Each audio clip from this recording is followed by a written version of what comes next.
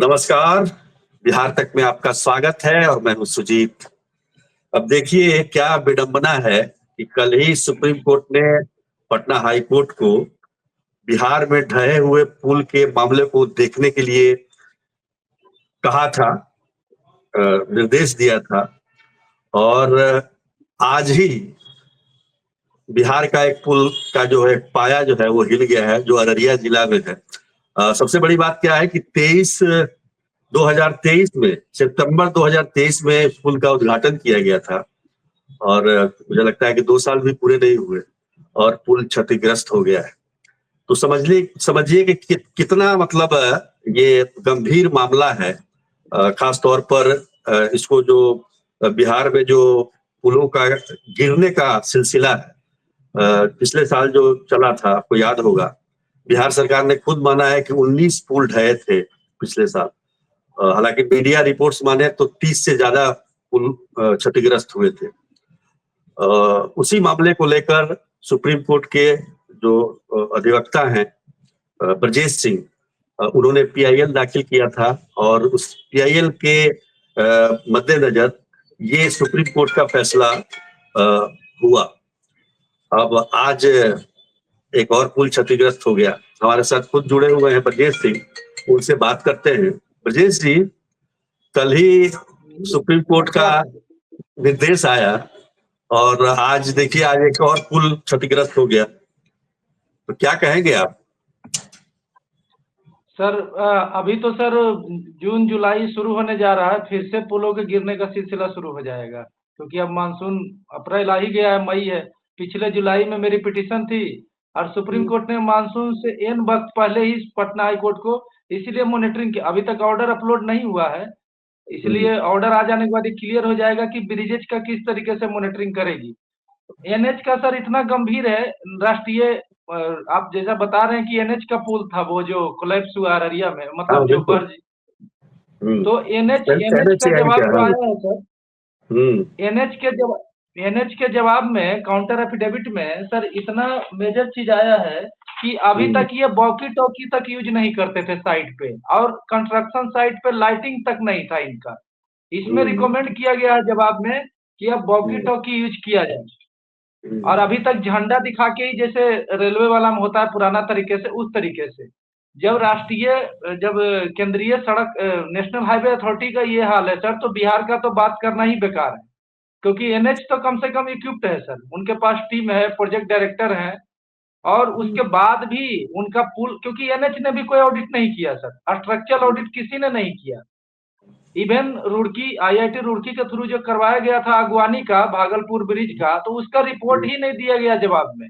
मैं तो Patna high court में मांग करूंगा कि रुड़की ने क्या क्या फाइंडिंग पाया था, क्या किस कंपनी के बारे में, जैसे कंसल्टेंट कंपनी का भी हो सकता है जिक्र रहा होगा, तो वो जवाब ही नहीं दिया। जिसमें कि उसमें शुरुआती रिपोर्ट जो आई थी, इसमें कहा गया था कि पुल का डिजाइन में कुछ गड़बड़ी थी। तो भाई डिजाइन जिसने बनाया था, जिस कंसल्टेंट ने बनाया था, उस पर तो कार्रवाई होनी चाहिए, उस पर तो कुछ होना चाहिए इस तरह का था। ऐसी कोई बात नहीं हुई। अब पटना हाई कोर्ट ने कह दिया कि 2 साल के अंदर में पुल को बनाना है, वो भी नहीं बन पाया। जो सुल्तानगंज अगवानी पुल की बात कर रहे हैं तो जी, भागलपुर सुल्तानगंज अगवानी ब्रिज जो है, उसमें सर रोडिक्स नाम की कंपनी है, उनको 100 करोड़ रुपया 1500 में इसी काम के लिए दिए गए थे। और ये आईआईटी ने भी इस बात को माना है कि डिजाइन में फेल्यूर था वहां पे। मटेरियल तो सब स्टैंडर्ड था ही, डिजाइन भी खराब और मटेरियल भी गड़बड़, तो पुल कहाँ से टिकेगा सर? किस तरीके से परलय की तरह पुल वो गिरा था सर, आसपास के गांव वाले डर गए थे। आज जो पुल गिरा है वो बड़ा महत्वपूर्ण है। पलासी मतलब जोगबंदी तक जो इंटीग्रेटेड चेक पोस्ट है, जोगबंदी तक जो 4 लेन सड़क जाती है, परमान नदी पर ये पुल बना था 4 वर्ष पहले, और मतलब अंतर्राष्ट्रीय सीमा को जोड़ती है ये पुल, और वो पुल क्षतिग्रस्त हो गया महज 4 साल में।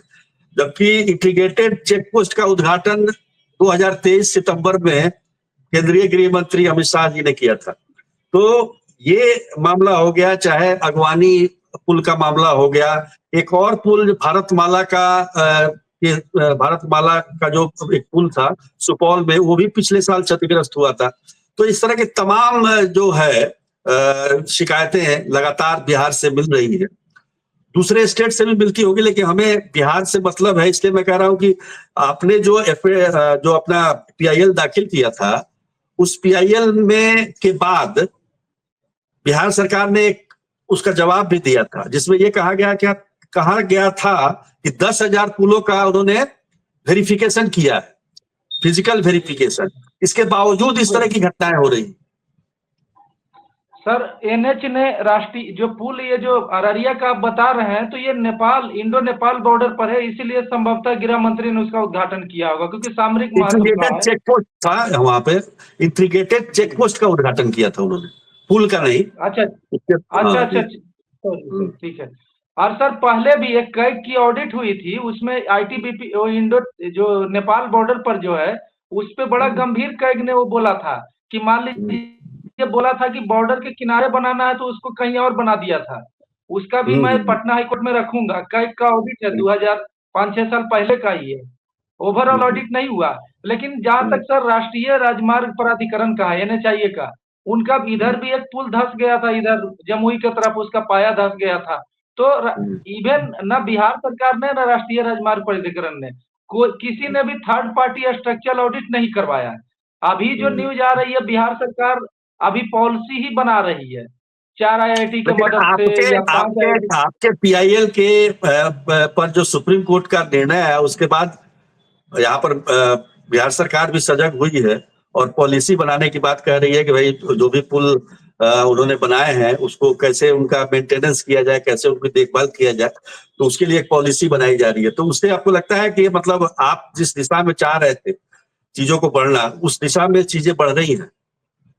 नहीं नहीं, बिल्कुल नहीं सर, क्योंकि जब मेरा पीआईएल पड़ा था तो जल संसाधन विभाग ने सबसे पहले ब्रिज मेंटेनेंस पॉलिसी बनाया था। मैं उस पॉलिसी को देखा था सर। उसमें क्या किया इन्होंने, जो इंडियन रोड कांग्रेस की गाइडलाइन है उसको एज इट इज कॉपी कर लिए हैं। एज अच्छा। इट इज सर कॉपी कर लिया है। इस बार भी हो सकता है कि वही होगा। वो इंडियन रोड कांग्रेस की बहुत बृहद गाइडलाइन है सर, उसी को एज इट इज कॉपी कर लिया इन्होंने। बिहार के कंटेक्स्ट में कुछ अलग चीज नहीं बनाया है।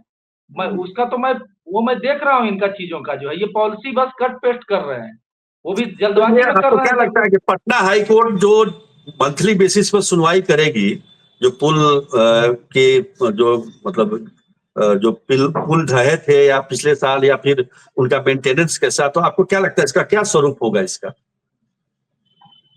इसका स्वरूप सर, अभी तक ऑर्डर अपलोड नहीं हुआ है। संभवतः चीफ जस्टिस के कोर्ट में ऑर्डर तो आ जाता है एक दिन के अंदर, क्योंकि मामला ट्रांसफर भी होना है। उसमें कोर्ट ने बोला है, हमने जैसा सुना था, ऑर्डर डिक्टेट हुआ तो मैंने खुद बोला था, चीफ जस्टिस साहब मॉनिटरिंग शब्द को मिस कर गए थे, तो मैंने दोबारा बोला, my Lord order for monitoring also. तो हाईकोर्ट को उन्होंने बोला है कि जो ऑडिट होगा उसका हाईकोर्ट मॉनिटर करेगा, और वो टाइम बाउंड हियरिंग तो होना ही है। तो दो रिक्वेस्ट किया गया है कि मंथली बेसिस पे कर सकते हैं। उसमें उसमें पूरा ऑडिट का ये लोग करेंगे। और इसके अलावा सर, मैं पटना हाई कोर्ट में रखूंगा इन चीजों को, कि जो भी इनकी पॉलिसी बनी है वो केवल कट पेस्ट कॉपी है। मैं यही जवाब सुप्रीम कोर्ट में देने जा रहा था, लेकिन चूंकि सुप्रीम कोर्ट ने इन वक्त पे मैटर को ट्रांसफर कर दिया माननीय उच्च न्यायालय को, तो मैं अपना सारगर्भित रिप्लाई वहीं पे दूंगा सर।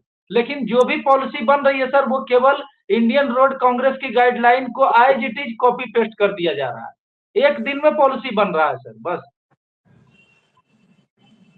14 मई से सुनवाई होगी पटना हाई कोर्ट में, तो आपको तो आना पड़ेगा। जी सर, 14 मई को फॉर्मल डेट है सर। उस दिन फिर हाईकोर्ट रूपरेखा तय करेगी। वो केवल उस दिन ये होगा कि वो उस दिन कुछ ज्यादा होना नहीं है। लेकिन मैं 14 तारीख को ही मैं रखूंगा ये चीज की, जिस दिन ट्रांसफर हुआ मैटर, उसके अगले ही दिन एनएच का एक ब्रिज जो है वो डिलेपिडेटेड कंडीशन में चला गया, नेशनल हाईवे का। अब बिहार सरकार का तो कुछ हो ही नहीं रहा है सर, वो खुद ही ऑडिट कर रहे हैं। अलग अलग विभाग अपना, अभी तक ये स्थिति है सर, मैंने सुप्रीम कोर्ट में रखा था कि 900 ब्रिज ऐसे हैं जिसका पता ही नहीं है किसने बनाया है, घोस्ट ब्रिज।